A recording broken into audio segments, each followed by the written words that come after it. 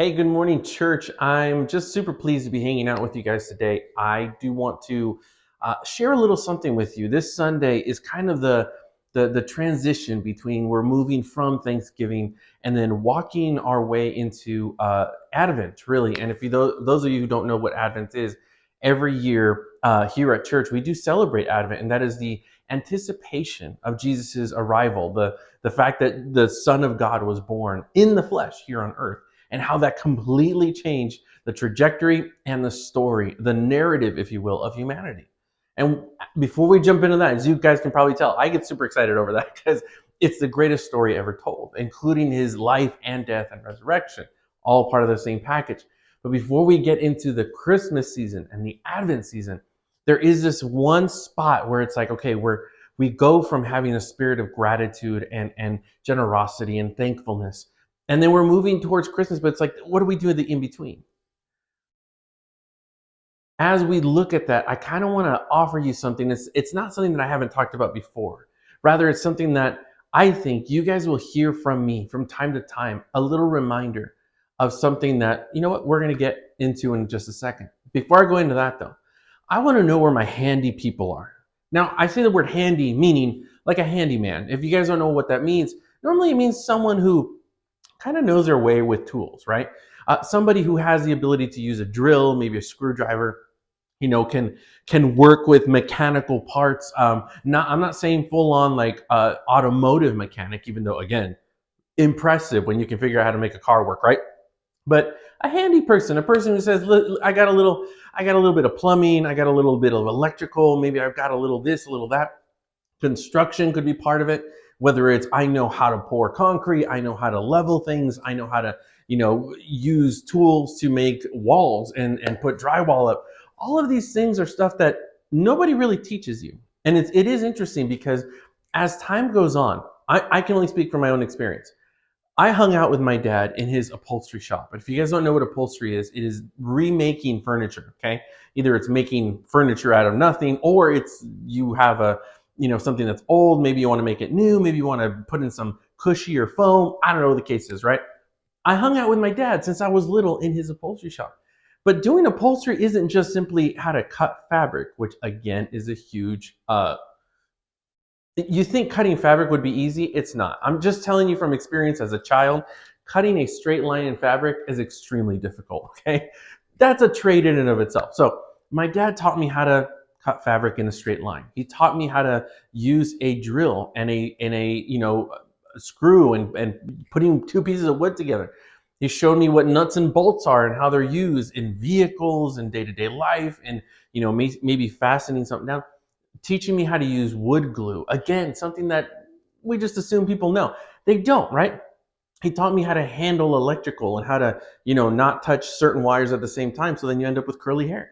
All of that to say this is that as my life has gone on, I've messed around with creating websites. I have made apps. I have, done things on computer from WordPress all the way down to different stuff, writing letters, writing, creating stationery, creating images, photoshopping stuff, you name it. It's been so everything from using a drill to a little bit of plumbing to a little bit of what do we call this person? What would I call myself? And you probably say to her, oh, you're a jack of all trades, right? Because I also went to school to be a theologian. I went there to be a pastor. I went there to study scripture and learning Aramaic and Greek and also Hebrew and all this. So it's one of those like, what does all of this have to do with you become a jack of all trades? Now, there is a phrase that goes with it. I am a jack of all trades, but a master of none. And there's actually more to it than that, and I'll probably screw it up. But the other part of that is sometimes being a master of so many things is better than being the master of one. The phrase that we use, a jack of all trades, means somebody who has dabbled in a little bit of everything, right? They have just enough knowledge to get by in regards to anything that challenges may come their way. But when you ask them, hey, are you an expert on this subject or on this material or maybe using these tools? Their answer will be, no, I'm not an expert. There are people that dedicate their whole lives to this one thing. I just know enough of this and that and the other to be able to get along in life. In the culture that we live in, especially if it's because of the generations that have been before us, and the heart that they have kind of put in our lives, and the culture that they've created, we have learned to be a jack of all trades. We really have, and there's nothing wrong with that, except one. One of the unfortunate dark sides to being a jack of all trades is it also means you can do it all. You figure out a way to do everything and anything that needs to get done. But it also leads into this misunderstanding that the only thing that brings you value is if you have something valuable to give.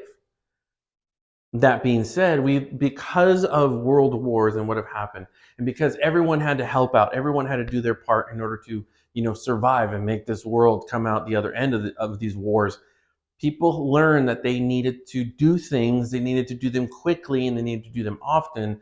And productivity was key. If you don't have something productive to give, then you're worthless. And then what's the whole point of you even existing or being here? And I know that sounds terrible, but do you find yourself very frustrated, even annoyed, or even guilty? I would say even more guilty than anything when you're not doing anything. I want to entertain this subject that is not new to Judaism. It's not new to Christianity, but it's for sure new to the Western world that we live in today. And that is the subject of Sabbath. What in the world is Sabbath? And I know that as Christians of the West, those of you who are watching me right now, you're probably already saying the thing that I'm assuming you're probably already saying. Pastor Johnny, Sabbath was a Jewish law. Jesus came, he fulfilled all things. We don't need to practice Sabbath anymore. You know what's interesting is I would disagree with that. And this is the reason why. One, there are two distinctive things about Judaism that made it different from everything else, that made them different from everyone else. Two main. One, circumcision. And it was something that was enacted during the times of Abraham. That was unique to Israel. The second thing is Sabbath. So what in the world is Sabbath? Okay, let me explain it to you in a nutshell, and then we'll dive into why Jesus had an issue with the people in dealing with Sabbath, and why you and I actually have a greater issue that could be answered if we practice Sabbath. Okay?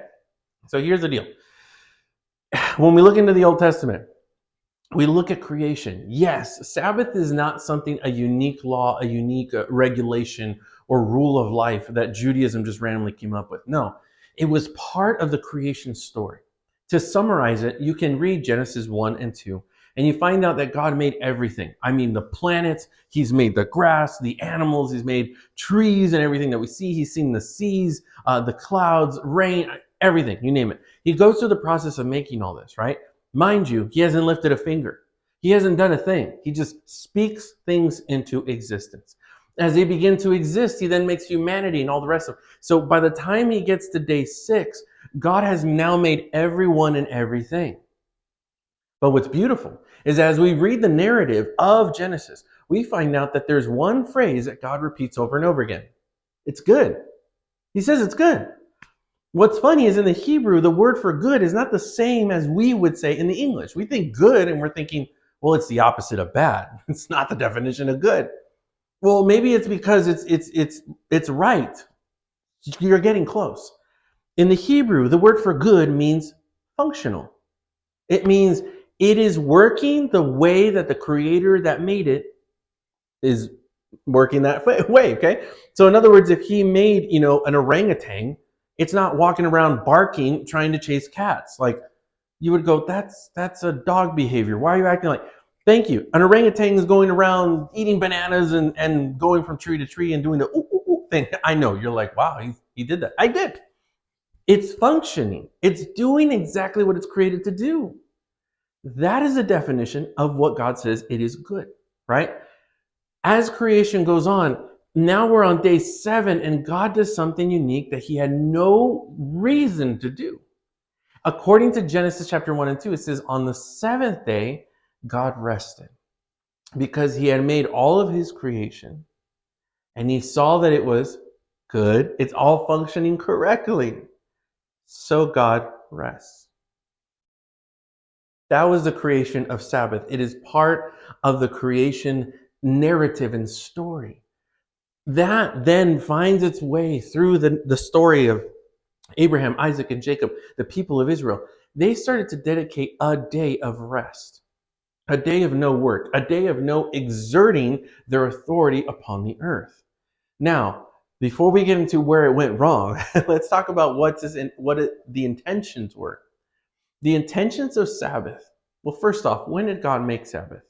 If you look at the time, each day and what God creates, he already makes humanity. He makes Adam and Eve. And in that process, after they've already been created, then he has Sabbath. Why does God rest? Here's the main question we want to ask. God, why would you need to rest when you haven't even done anything? Technically, you haven't lifted your arms. You haven't been working out. You haven't been like, I made all this creation and now I'm tired.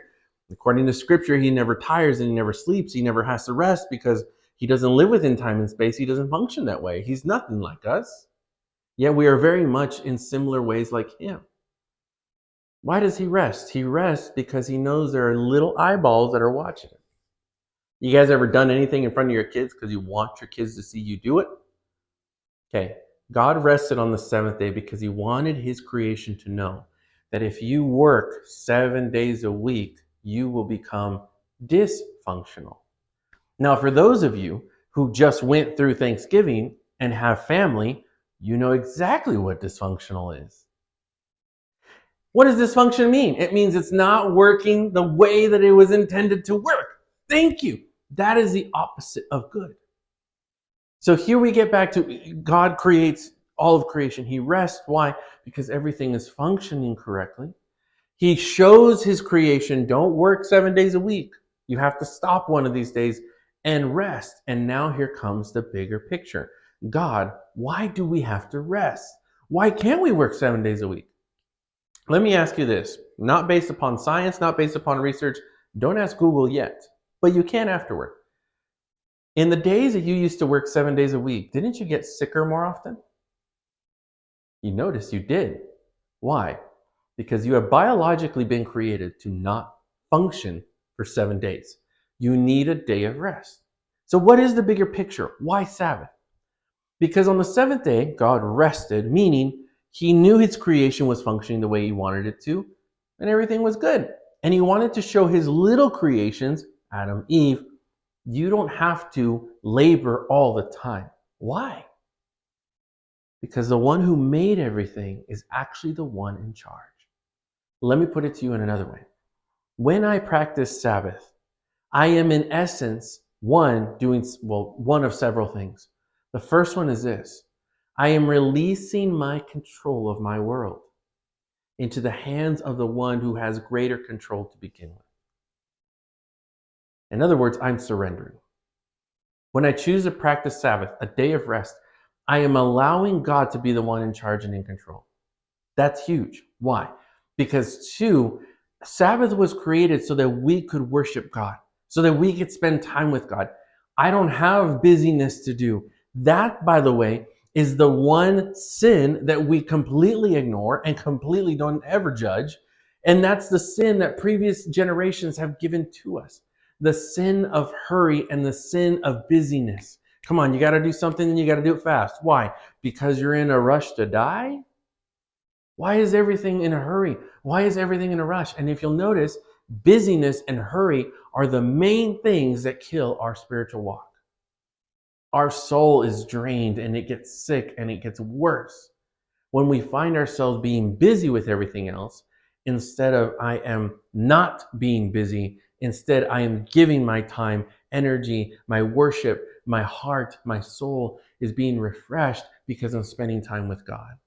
By releasing this day from my grip and allowing it to be gripped by the one who grips me.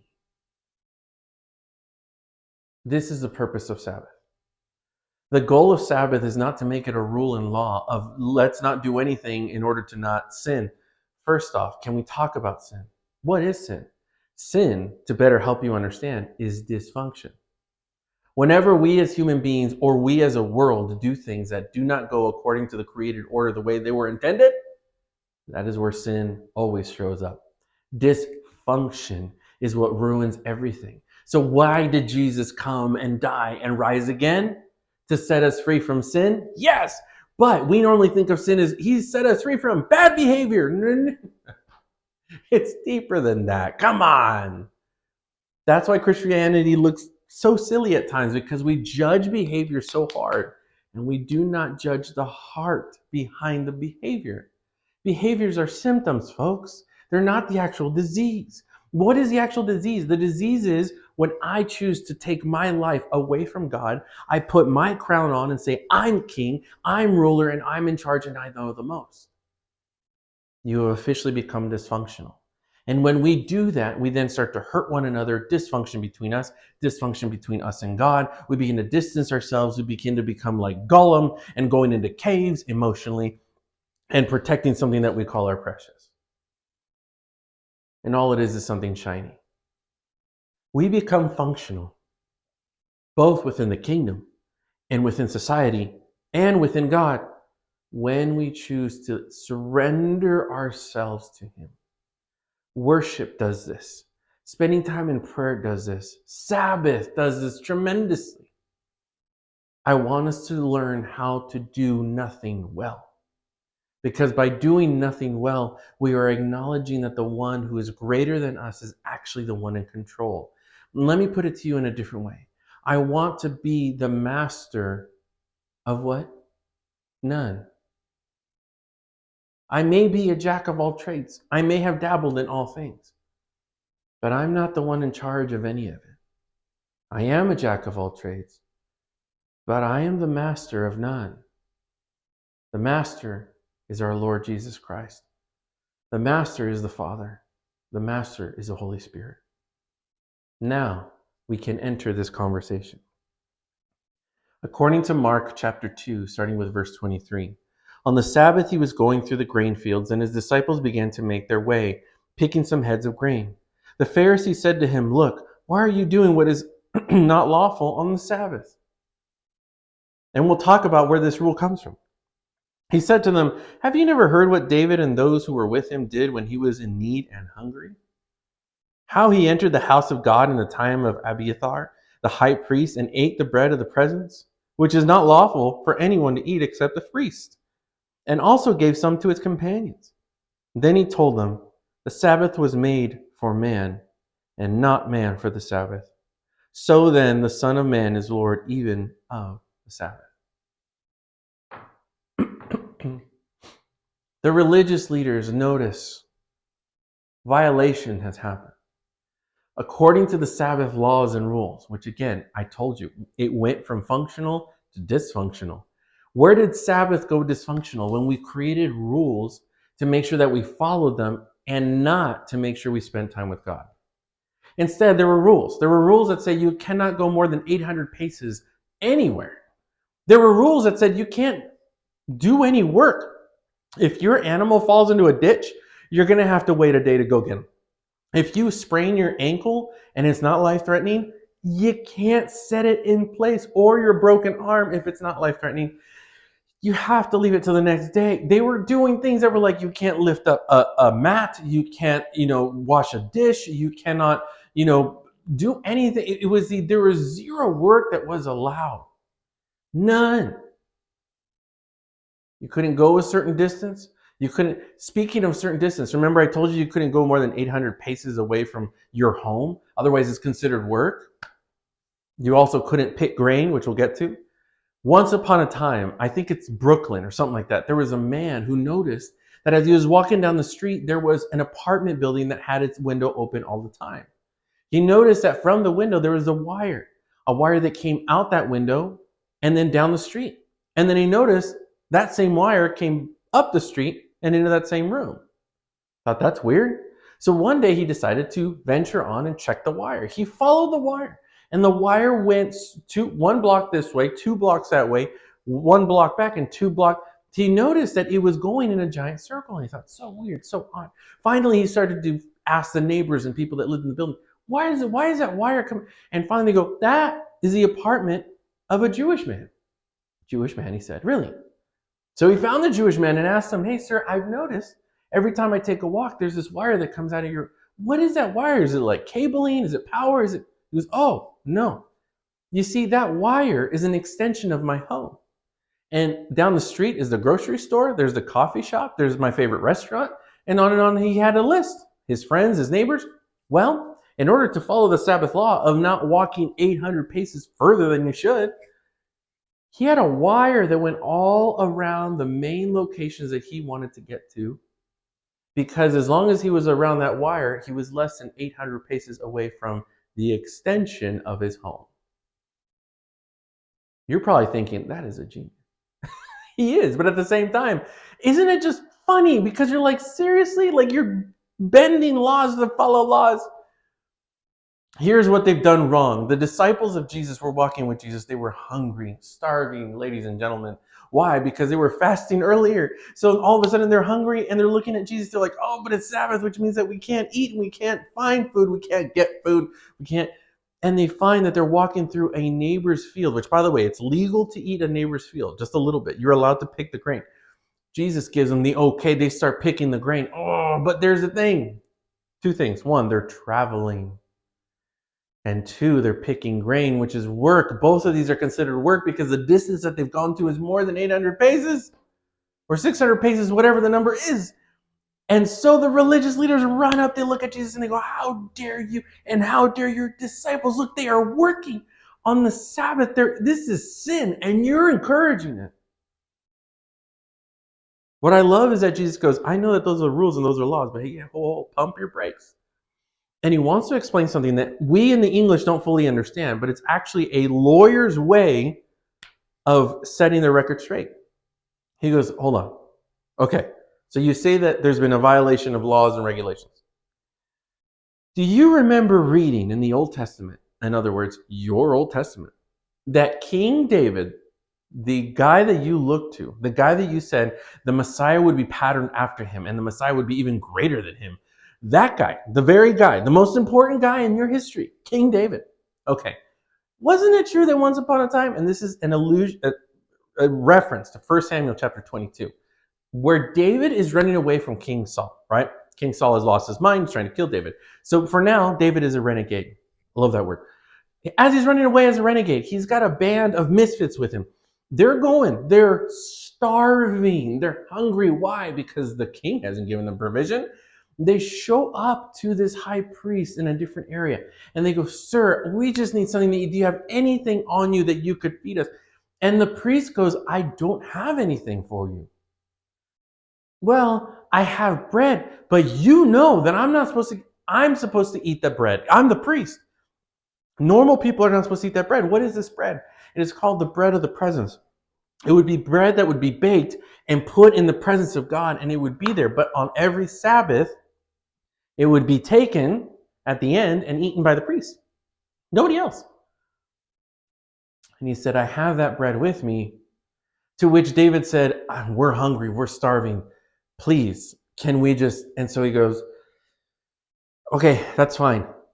Whoa, hold on. First off, the law was always available to be interpreted by whatever priest was on hand. In this case, he has that right. But as he's standing there, he just interpreted what? See, there are two laws that are going on here.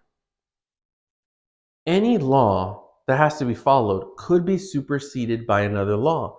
The law of sustaining life. In this case, the priest is thinking, okay, if David is starving close to death and so are his companions, it would be wrong of me and wrong in the presence of God to refrain from giving them food. Wouldn't you do the same? If somebody was hungry and said, hey man, I just need a sandwich or something, like I'm starving, you would, hey, right, real quick, dude, we'll go get you Subway, we'll get you something, like, because we're wired that way. Like, let's take care of one another. It's okay if you need food. So the priest looks at David and goes, technically, I'm sustaining your life, which is more important than following the rules of you not eating this bread. So, loophole. Gives him the bread, David eats. Now, back to Jesus. Jesus goes, okay, so you're King of Kings guy. King David, the most important, the one that had done everything good to the most part, right? He goes, he ate this bread. And you would probably go, well, I mean, the situation, he was hungry, and there's no arguing with that one, right? Oh yeah, it's called precedence. Meaning this rule, this event, this came before present day, which means that we will live our lives in light of that past event, knowing that it affects our present reality. Presidents, right? That being said, this is the Jewish way that Jesus goes, okay, since this is your law and your regulations and your Torah and your King David, and yet it says that the Messiah, the Son of Man, which by the way is not just Messiah, it is from Daniel chapter 7. It is Jesus calling himself who he really is. He is the promised one, the one that would be like King David, but greater. He says, here's the deal. You guys are on our case about these laws and rules when yet your King David violated those laws and rules and it was okay then. Therefore, it's okay now. Why? Because my disciples and me are hungry. You misunderstood the purpose of Sabbath. That's why he says, listen, humanity was not made for Sabbath. Sabbath was made for humanity. In other words, folks, what I'm getting at, we and the Western world would benefit greatly if we finally adopted the thing that God gave us to bring us and our souls refreshment in Him.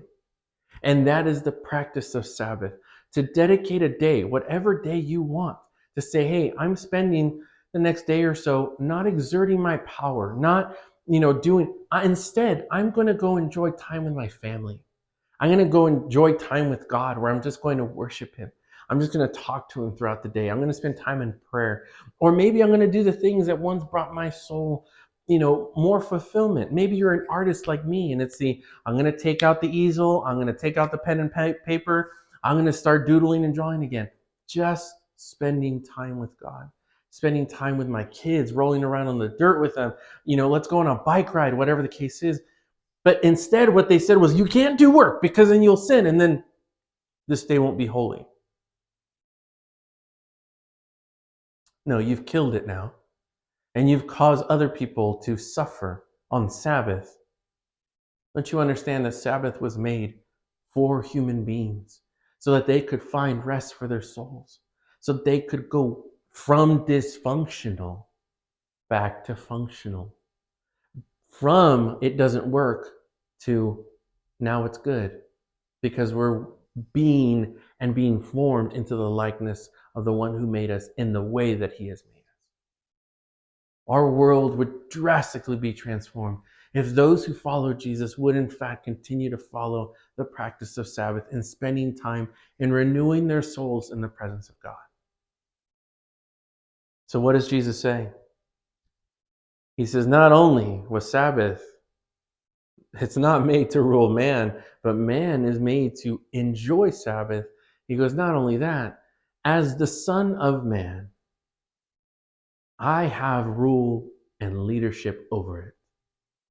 Therefore, if I'm okay with my disciples getting grain and eating, you should too. Because they may be a jack of all trades, but Jesus alone is the master of all. Grace and peace be with you. I want you guys to go pick a day this week, practice Sabbath, enjoy time with Jesus, enjoy time with family, and enjoy time in the presence and power of God. Be renewed. Grace and peace be with you. This is the way. Have a good one.